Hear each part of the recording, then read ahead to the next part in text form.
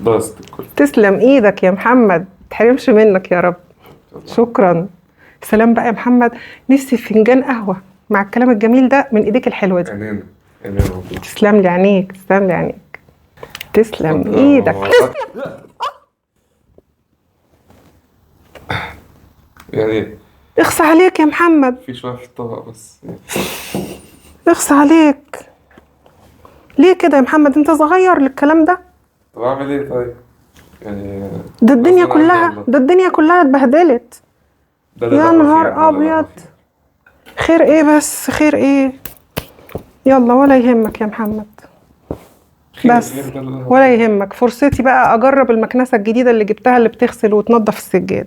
تعالى اقول لكم بقى عملت ايه اول ما القهوه اتدلقت كده. ولو انتوا اي حاجه اتدلقت عندكم على سجاد، على انتريه، على ركنه، على فرش، على مرتبه، على اي حاجه اتدلقت، او انتوا عايزين تعملوا تنظيفه حلوه قوي بقى، التراب متكوم على انتريه، على ركنه، على الحاجات دي كلها، المكنسه دي رهيبة رهيبة عشان تغسلوا وتنضفوا بيها السجاد والانتريهات والركن والمراتب السرير. وتعالى اقول لكم الاول مميزاتها قبل ما نبدأ نشتغل بيها. بصوا، اول ميزة فيها صغيرة وخفيفة وممكن نمسكها بايدينا كده واحنا شغالين وبننضف في اي مكان في البيت بقى.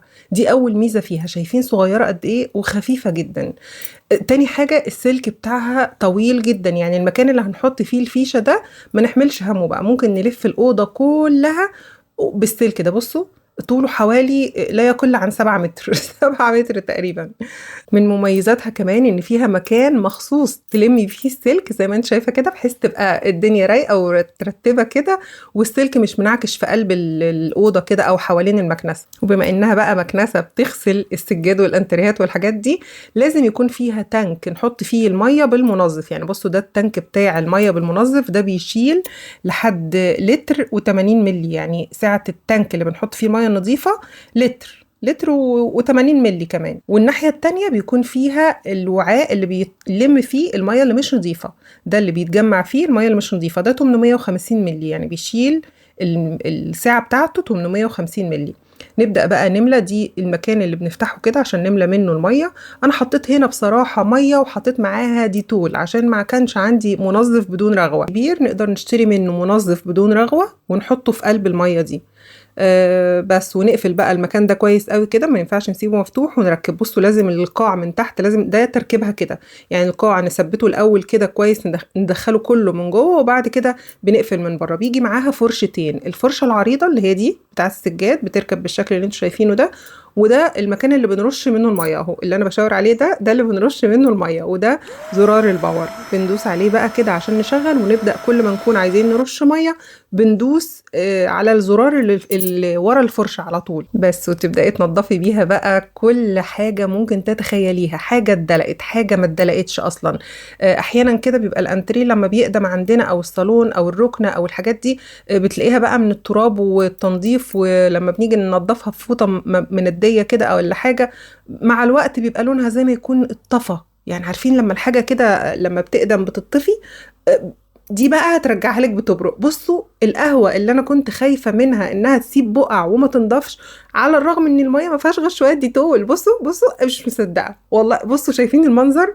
فين بقع القهوه؟ اختفت، بقعة القهوة اختفت للأمانة.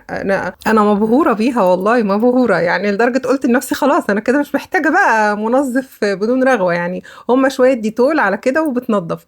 لا بصراحة أحب أشكر دكتورة منار جدا بصراحة على المكنسة الجميلة دي اللي رشحتها لي. قلت لها نفسي في مكنسة أكون بنظف بيها سجاد، أنتريهات، حاجات كده، وتكون خفيفة في نفس الوقت، أمسكها في إيدي وأنا بلف بيها، يعني أعمل مرتبة، أعمل أي حاجة.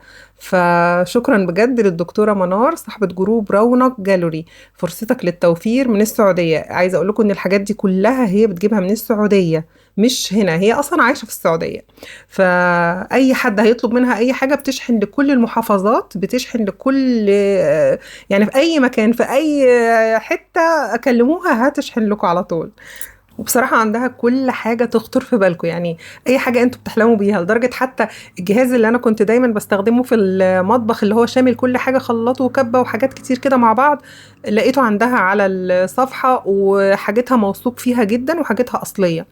بس يا رب تكون المكنسة عجبتكم. بصوا بصوا مستوى النظافة اللي نظفتها للقهوة، على الرغم ان القهوة بيبقع وبيسيب اثر وما بينضفش بسهولة يعني القهوة. وبعدين قعدت وقت على بال ما فتحت الكرتونة وطلعت الحاجة وجمعتها ومليت، يعني قعدت وسبتت شوية كده على الارض، ومع ذلك بصوا مش سايبة اي اثر. فبالكم كمان لو حطيت كمان منظف في قلب المية كانت يعني بقت ايه اكتر من كده، كانت هتعمل ايه اكتر من كده يا ربي. المهم بعد ما خلصت كل الارض بقى اكتشفت ان حتى كراسي الصالون بصوا جه عليها قهوة، زي ما تكون القهوة دي عملت انفجار مش وقعت بس من محمد. المهم بصوا حطيت بقى، غيرت، شلت القطعة الكبيرة، الفرشة الكبيرة دي اللي هي بتاعت الأرض، وحطيت الفرشة الصغيرة بتاعت الأنتريهات بقى والصالون والكراسي السفرة والحاجات دي. بصوا بمجرد بس ما بشغل كده، وكنتش لسه والله يمكن رشيت مية كتير ولا حاجة، لقيت ما شاء الله بقع القهوة بتختفي اهو زي الفل. المكنسة دي بجد زي الفل. بصوا هتشيل البقع دي ومش بتسيب اثر، يعني بندوس كده على الزرار اللي تحت الفرشه على طول، بنبخ بيها الميه اللي المفروض انها بالمنظف يعني، وندعك بقى بالفرشه اللي موجوده في قلب القطعه الصغيره دي ونشفط كمان الميه. يعني هي بترش ميه وبتشفط الميه في نفس الوقت. كل الميه دي طبعا بتروح للوعاء اللي هو بيتعبى فيه الميه اللي مش نظيفه. هتشوفوا دلوقتي الميه كمان اللي بالقهوه، بصوا حتى جنب الكرسي الجنب بتاعه، شايفين انتوا الوقعه بتاعه القهوه؟ يا نهار ابيض، مش مصدقه، زي ما يكون بجد في انفجار حصل في القهوه. ده غير كمان السيراميك، انا عايزه اقول لكم ان انا عملت كمان بيها السيراميك ما صدقتش. بعد ما خلصت كمان ولميتها اكتشفت ان محمد خدها فكها وجه بينظف بيها حاجه ورا الكرسي، اتفاجئت انه القهوه وصلت للستاره. فسالت محمد هي نظفت الستاره؟ قال لي اه بقت زي الفل ومفيش اي قهوه على الستاره، واهو بصوا الدنيا رجعت زي الفل ما فيهاش اي مشكله. بصوا هنا بقى ده الوعاء اللي بيتجمع فيه الميه اللي مش نظيفه، شايفين بقى اهو ميه بالقهوه. كل القهوه خلاص اتجمعت واتلمت. طبعا التفل بتاع القهوه بيبقى في القاع كده، اهم حاجه بس نشطفها كويس اول باول. بعد ما بنخلص تنظيف نفك الوعاء ده او التانك ده بتاع الميه اللي مش نظيفه وندلقها ونشطفها كويس قوي، ويفضل كمان ننشفها. بس انا عشان يعني اتشجعت اكتر بقى لما شفت المنظر ده، قلت لا خلاص ده انا اكمل بقى. رحت داخله على الانتريه، بيني وبينكم رحت داخله بعد كده كمان على كراسي السفره. قلت خلاص اخلي الحاجه كلها كده ايه تبقى بتبرق. المكنسه دي ممكن تخلي كل العفش القديم، كراسي السفره، الانتريهات، الركن، الصالون بيبرق يعني بجد. بينظف، بيخلي التراب اللي عليه ده اللي بيخلي الحاجه مطفيه وشكلها زي ما يكون قديمه ومركونه عندنا بقالها سنين، لا بيديها لمعه حلوه بقى لما بيشيل من عليها التراب والحاجات اللي عليها بتاعت السنين دي. بس جيت كمان هنا على كراسي السفرة، لان كان في كام بقعة كده عندي على الكراسي، رحت برضو عاملاهم كلهم عشان برضو ايه يبقوا بيلمعوا. انا بحب كراسي السفرة بتاعتي دي قوي على فكرة، مش عارفة انتوا قولوا لي برضو ايه رأيكم فيها، يعني بحب القماشة بتاعتها قوي، النقشة بتاعتها دي. ربنا يحلي كل حاجاتكم في عينيكم يا رب. بس انا المكنسة دي بقى بنصح بيها وبشدة قبل ما اقفل معاكم. يا رب تجيبوا وتتهنوا وتستمتعوا بحاجتكم كلها يا رب، وتبقى حاجتكم في عينيكم احلى حاجة. لما تجربوها ما تنسوش تيجوا تقولوا لي ايه رأيكم فيها.